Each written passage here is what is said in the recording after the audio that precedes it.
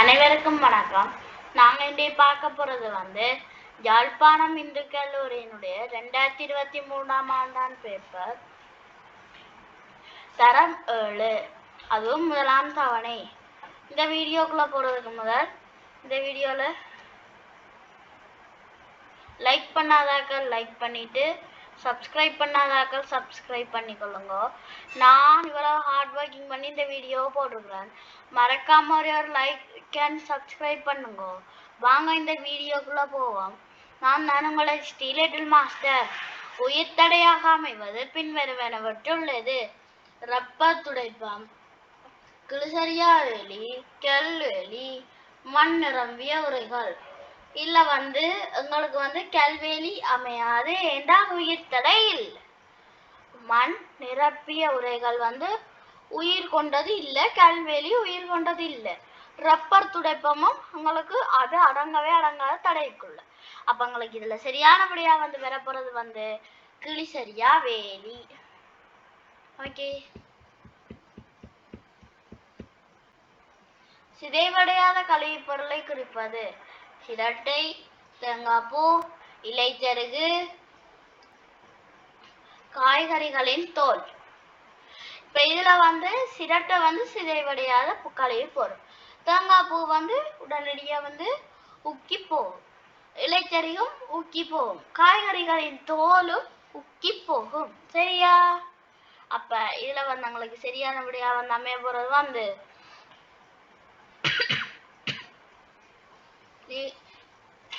சிரட்டை. சரியா? வாங்க அடுத்த கல்லிக்குள்ள போவோம்.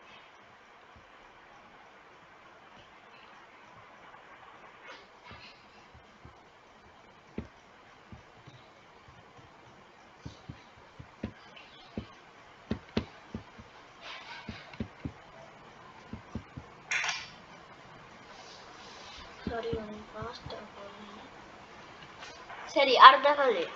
நிலக்கீழ் தண்டாக அமையாதது பின்வருவனவற்றுள் எது? இஞ்சி, மஞ்சள், மரவள்ளி, ராசவள்ளி. இதுல உங்களுக்கு இஞ்சி, மஞ்சள், மரவள்ளி வளமா போன்று உங்களுக்கு நிலக்கீழ் தண்டாக வரும். ஆனா ராசவள்ளி எங்களுக்கு நிலக்கீழ் தண்டா அமையாது. அப்ப எங்களுக்கு இஞ்சி, மஞ்சள், மரவள்ளி என்ற 3 விடையும் வராது. சரியான விடையா வரப்போறது ராசவள்ளி. அடுத்த கல்லிக்குள்ள போவோம். இலைக்கறி வகைகளை வடிகட்ட பயன்படுத்துவது: வடிகட்டி, அரிதட்டு, அரிவட்டி, கொலண்டர். இதுல வடிகட்டி நாங்க பால் தேயிலை என்பவற்றை வடிகட்டுறதுக்கு பயன்படுத்துவோம். அரிதட்டு நாங்க மாக்களை அரிக்கிறதுக்கு பயன்படுத்துவோம். அரிப்பட்டியும் மாக்களை அரிக்கிறதுக்கு தான் பயன்படுத்துவோம். அடுத்த கொலண்டர் தான் நாங்க என்ன செய்வோம்னா இலைக்கறி வகைகளை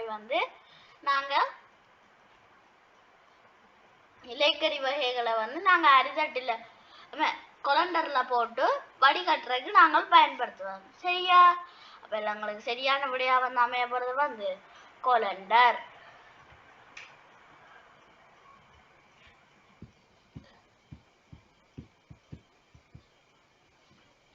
படம் குறிப்பது: இதுல ஆளி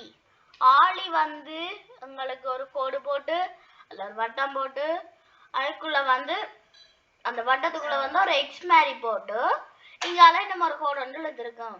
அதுதான் ஆளி. மோட்டார் ஒரு கோடு போட்டு அதுக்குள்ள வட்டம் போட்டு அங்கால இன்னும் ஒரு கோடு எடுத்துட்டு அந்த வட்டத்துக்குள்ள எம்மெண்டு போட்டிருக்கும். அதுதான் மோட்டார். கொள்ளளவி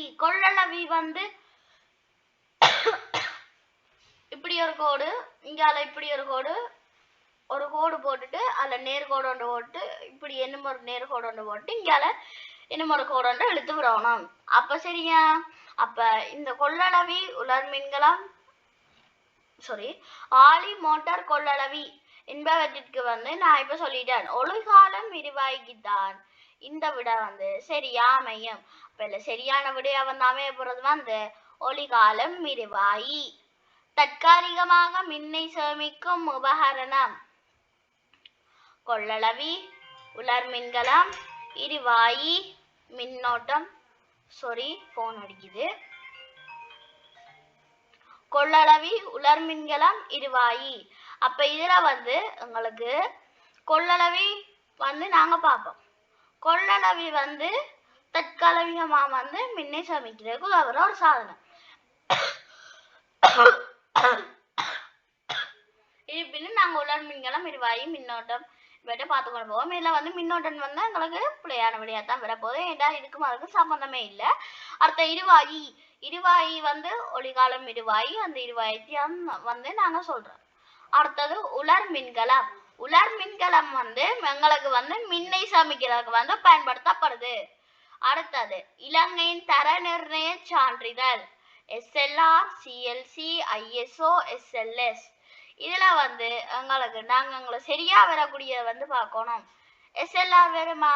இல்ல, நாங்க SLRன்றது பாவிக்கிறதே இல்ல. CLCன்றது வருமா? CLC நாங்க பாவிக்கிறதே இல்ல. SLS ISO நாங்க பாவிக்கிறோம்.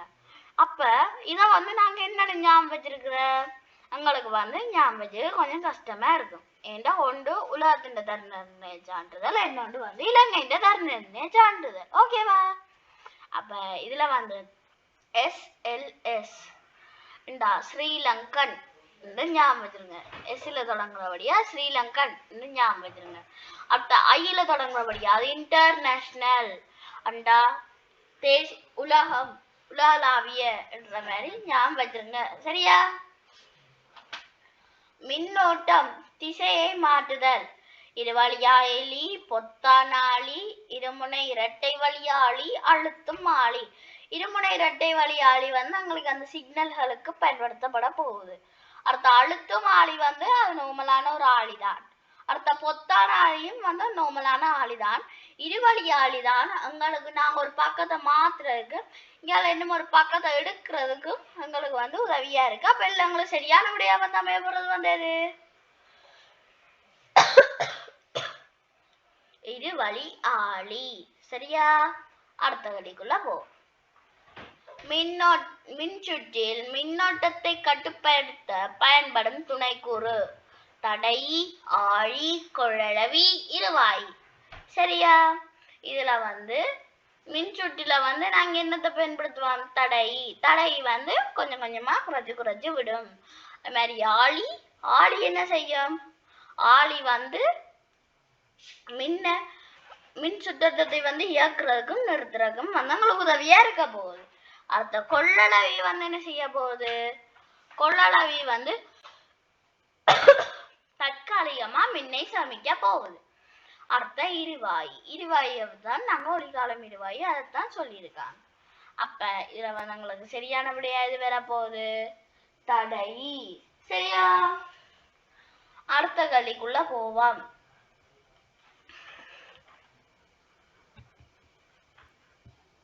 சாரி, கொஞ்சம் ஃபாஸ்டா போகுது.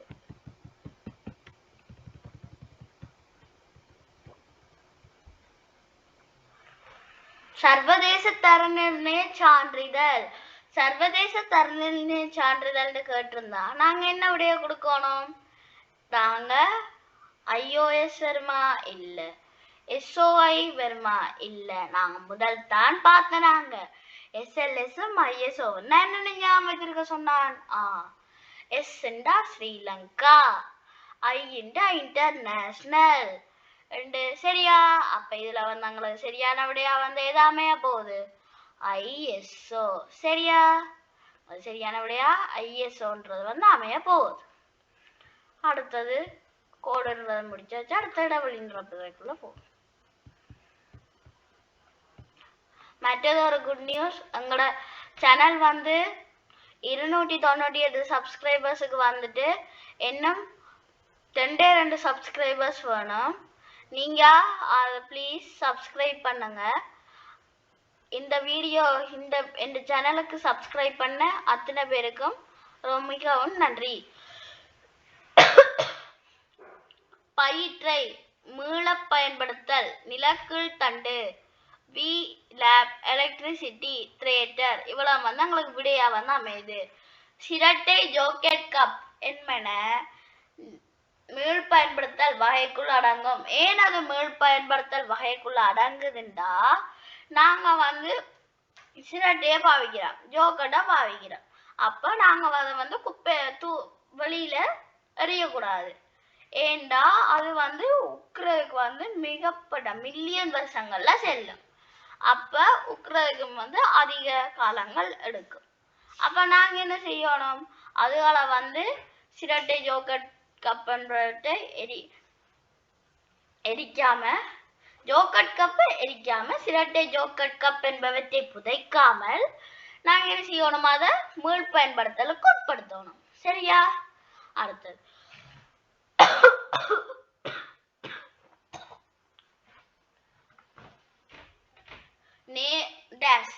நேரடியாக வயலில் நடக்கூடிய பயிராகும். இதுல என்ன பயிர் இருக்குன்னு பாருங்க. பயிற்றை ஓ பயிர். அடுத்த மீள பயன்படுத்தல் பயிரா இல்ல. நிலக்கல் தண்டு பயிரா இல்ல. VLAB எலக்ட்ரிசிட்டி பயிரா இல்ல. திரேட்டர் பயிரா இல்ல. அப்ப இதுல வந்து எங்களுக்கு எது சரியான விடையா அமைய போகுது? பயிற்றை. ஏடா வயலில் நாட்டக்கூடிய பயிராகும் கேட்டிருக்காங்க. அப்ப இதுல வந்து நாங்க என்ன விடைய கொடுக்கணும்? பயிற்றை என்ற விடைய வந்து நாங்க இதுல வந்து அழிக்க வேண்டும். சரியா? அடுத்த இஞ்சி டேஷ் வகையினுள் அடங்கும். இப்ப இதுல வந்து எங்களுக்கு பயிற்றை மீள பயன்படுத்தலும் என்ற முதலாவது இரண்டாவது விட வந்து போயிட்டு. அப்ப இதுல வந்து எங்களுக்கு நிலக்கல் தண்டு VLAB எலக்ட்ரிசிட்டி திரேட்டர் என்ற விடதான் இருக்கு. அப்ப இதுல வந்து நிலக்கல் தண்டு என்றதான் இதுக்கான சரியான விடையா வந்து அமைய போது. எல்லாருக்குமே இந்த விட வந்து தெரிஞ்சிருக்க வாய்ப்பு.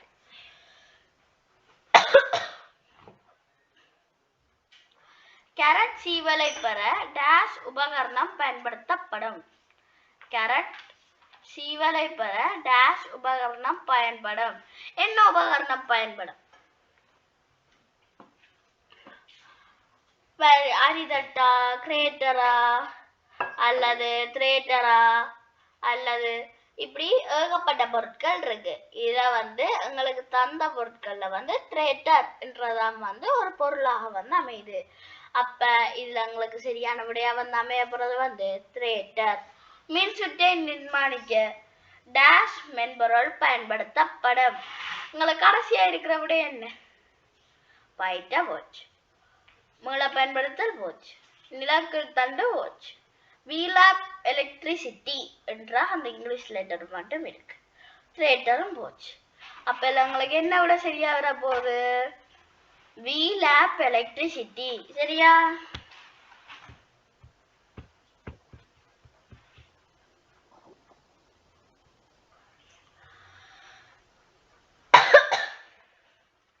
அடுத்தது சரி பிழை என அடையாளம் இடுக என்று போட்டிருக்கு.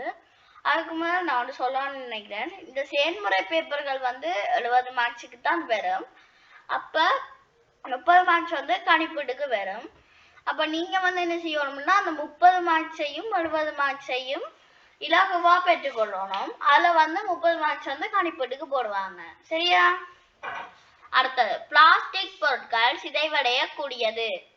இல்ல, நாங்க முதலே பார்த்தனாங்க ஜோக்கட் கப் என்பவ வந்து சிதைவடையாது. அப்ப நாங்க அதை புதைக்கவும் கூடாது, எரிக்கவும் கூடாது. சுத்திகரிச்சு நாங்க மீள் பயன்படுத்தக்கூடிய ஒரு பொருளா வந்து நாங்க பயன்படுத்த வேண்டும்.